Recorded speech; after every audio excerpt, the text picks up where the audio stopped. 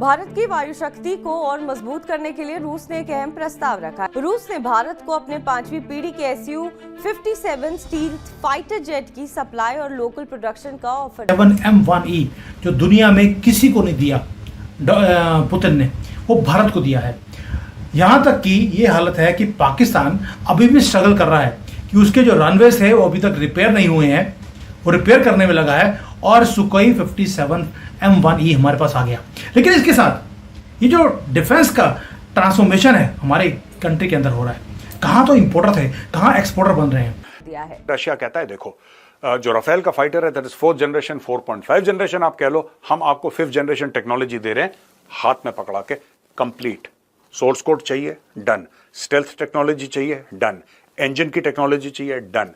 आपको ईडब्ल्यू आपका जो भी है इसमें रडार जो भी लगा हुआ है सबकी टेक्नोलॉजी 100% हम आपको ट्रांसफर करेंगे, आप भारत में। अगर हम इंडियन एयरफोर्स की बात करें तो ये वो एयरफोर्स है जो कि बड़ी शिद्दत के साथ जो है अपने फाइटर जेट्स को अपग्रेड कर रही है या नई टेक्नोलॉजी जो है अचीव करने की जुस्तजू इस वक्त इंडिया में देखी जा रही है।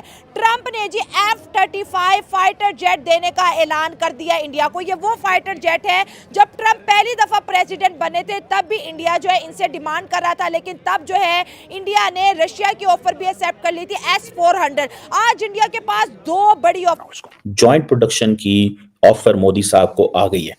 इस जॉइंट प्रोडक्शन को वो कैसे ऑनर करते हैं या नहीं करते, क्या देखें, ये बेसिकली पुतिन ने पत्ता खेला है।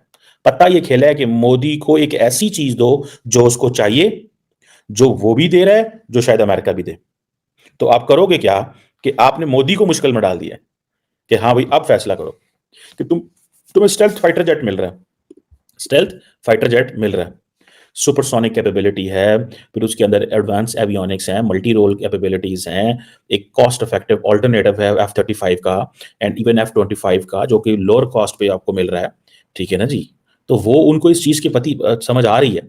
लेकिन अब पुतिन ने पता ये फेंका, हाँ जी मोदी साहब आप क्या करोगे, अगर नहीं लेते तो एक स्ट्रेटेजिक डिसएडवांटेज में हो against China and Pakistan. It's not just China, Pakistan, क्योंकि उनको पता है कि पाकिस्तान की जो एयर सुपीरियरिटी है वो इंडिया के ऊपर है और इंडियंस खुद भी मानते हैं। इंडियन एयर चीफ ने भी इसके ऊपर बात की है कि वो उस तरह मैन्युफैक्चरिंग नहीं कर सके जिसकी वो इंडियन एयर चीफ का जो कमेंट है वो बड़ा। उसको जॉइंट प्रोडक्शन की ऑफर मोदी साहब को आ गई है।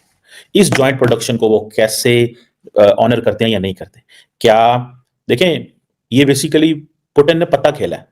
पत्ता ये खेला है कि मोदी को एक ऐसी चीज दो जो उसको चाहिए। ये कह रहा है आप हमसे आज ले लो, आप अपना एम का भी बनाओ और आप हमारे जहाज को जब यहां पे इंडिया में मैन्युफैक्चर करोगे तो इससे आपको सीख मिलेगी, आपको लेसन्स मिलेंगे ना। आप गलती भी करोगे, आप अच्छा भी करोगे, तो जो आपकी सीख है वो आप एमका में अप्लाई करना, तो आप एक बेहतरीन जहाज और बना पाओगे। तो हम आपको डे 1 में ये सब देने को तैयार हैं।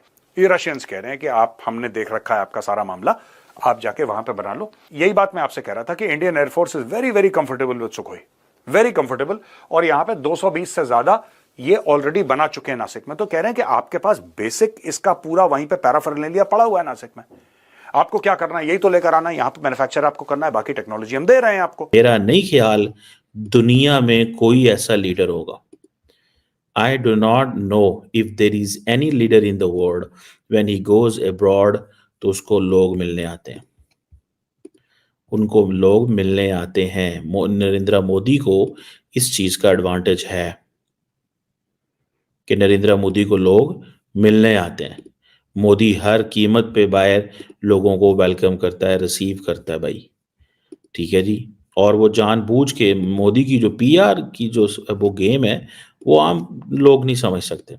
वो जनाब सबको वेलकम करते हैं वहाँ पे। लेकिन मुझे ऐसे लगता है कि इंडिया जो है, बेशक उसको जॉइंट प्रोडक्शन की ऑफर आए, बेशक उसको जॉइंट प्रोडक्शन की ऑफर आएगी, लेकिन क्या इंडियंस मानेंगे?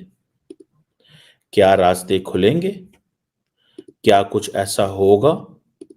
ये सवाल है इंपॉर्टेंट, क्योंकि ये जो Su-57 है, हाँ, आत्मनिर्भर भारत, मेक इन इंडिया और डिफेंस एक्सपोर्ट, ये इंडिया की वो थोड़ी सी है। अब सुनने में आ रहा है कि it's not just the India. कहते हैं ना, अगर एक अच्छा दोस्त हो तो 100 दुश्मन भी मिलकर उसका कुछ नहीं बिगाड़ सकते। इसी कहावत को सच कर दिखाया है रशिया ने भारत को Su-75 की सारी टेक्नोलॉजी दे दी है, साथ ही साथ अब भारत में मैन्युफैक्चरिंग होगी। कहते हैं ना, अगर एक अच्छा दोस्त हो तो 100 दुश्मन भी मिलकर उसका कुछ नहीं बिगाड़ सकते। इसी कहावत को सच कर दिखाया है रशिया ने। रशिया ने भारत को Su-75 की सारी टेक्नोलॉजी। दोस्तों, इस सारे सीन में आपके हिसाब से सबसे इंपॉर्टेंट चीज़ क्या थी? क्या वो प्लेन्स हैं, क्या वो मिसाइल्स हैं, या वो रडार सिस्टम है? अगर आप मेरे से पूछेंगे, वो है टेक्नोलॉजी को आप एक्सपोर्ट कर सकते हैं, यानी कि आप चीज़ बनाएंगे भी, आप उसे प्रीमियम प्राइसेस पे बेचेंगे भी, और आपकी जो कैपेबिलिटीज़ है वो एनहांस भी होती रहेंगी। अब आते हैं, सारी डॉट्स को आप जोड़ लीजिए, ये इंपॉर्टेंट है डॉट्स को जोड़ना जियो पॉलिटिक्स के अंदर। रशिया ने आपको मोस्ट एडवांस्ड फाइटर प्लेन की मैन्युफैक्चरिंग दे दिया, लेकिन उसके पैरेलली आपने, क्योंकि प्लेन को बनाने में अभी 3-4 साल लगेंगे, आपने मिसाइल की प्रोडक्शन के माइलस्टोन्स को अचीव करना शुरू कर दिया, 1500 मिसाइल्स। साथ में आपने इंडिजिनस रेडार टेक्नोलॉजी बना ली, जो कि वर्ल्ड क्लास कैपेबिलिटी को भी बीट करती है। क्या ये सारा कुछ कोइंसिडेंस है कि प्लेन आ रहा है, उधर से मिसाइल बन गया और उधर से रेडार सिस्टम तैयार है? ये स्ट्रेटेजिक कन्वर्जेंस है, जहां पर आप डिजाइन से लेकर मैन्युफैक्चरिंग तक और उसके आगे कहां कहां पे बेचना है, आपने पहले ही अपने आप को पोजीशन किया हुआ है। आपने पोजीशन किया हुआ है अपने आप को कि मैन्युफैक्चरिंग हब अब हमें हथियारों में बनना है। हमारी जो ऑटोनॉमी है वो हमारे हाथ में है, ना हम चाइनीज़ के इन्फ्लुएंस में हैं, ना वेस्ट के, ना किसी और के। और ये सुखोई 57 की डील है, ये हमें एक मैन्युफैक्चरिंग एक्सपर्टाइज भी बनाई देगी, ताकि हमारा अपने जो चीज़ें हैं उसको भी हम एक्सपोर्ट कर सकते हैं पैकेज में। अगर अकेला मिसाइल बेचने जाएंगे, शायद हो सकता ना बिके, अकेला रेडार सिस्टम ना बिके, लेकिन अगर plane, missile and radar system तीनों को इकट्ठा पैकेज करके बेचते हैं, आप समझ सकते हैं ये जो हम अस्त्र शस्त्र की पूजा करते हैं आजकल, वो क्यों करते हैं? आज हम कर रहे हैं, कल को हमारे अस्त्र और शस्त्रों के ऊपर दुनिया पूजा करेगी। ये है हमारा फ्यूचर। और पाकिस्तान अभी भी अपने जो 11 उनके रनवेज थे, लर्न करें कि भी मेन टारगेट डिफेंस एक्सपोर्ट है। इस चीज को देखते हुए वो समझते हैं कि अगर हम ये डिफेंस एक्सपोर्ट कर सकेंगे तो हमें तो बहुत फायदा है। अमेरिकन के साथ उनको डिसएडवांटेज ये है कि अगर वो ले भी लेते हैं, फॉर एग्जांपल वो ये फैसला भी कर लें कि हाँ जी हम अमेरिका से F-35 ले रहे हैं, प्रॉब्लम ये है कि वो जो गारंटीज मांगते हैं अमेरिकन, ना तो वो टेक्नोलॉजी ट्रांसफर करते हैं, ना वो जॉइंट प्रोडक्शन करते हैं, ना वो किसी और मुल्क को जाने देते हैं। ब्रह्मोस और बाकी जो इंडिया ने जो मिसाइल बनाए, इंडिया ने पहले दिया फिलीपाइंस को, अब $450 मिलियन की डील हो गई। सीखना चाहिए। अच्छा, अब हम जो बात कर रहे हैं, जो भारत का 65% डोमेस्टिकली डिफेंस इक्विपमेंट तैयार होता है, उसमें क्या क्या कुछ है? जब आप इसके ऊपर आएंगे तो बहुत कुछ है। देखिए, ये सिर्फ ये नहीं है कि भारत सिर्फ तैयार करता है अपने लिए। अब मैं आपको एक और बात बताऊं, जो इंडिया है वो बड़ी तादाद में अपना जो डिफेंस इक्विपमेंट है वो बाहर भेजता है।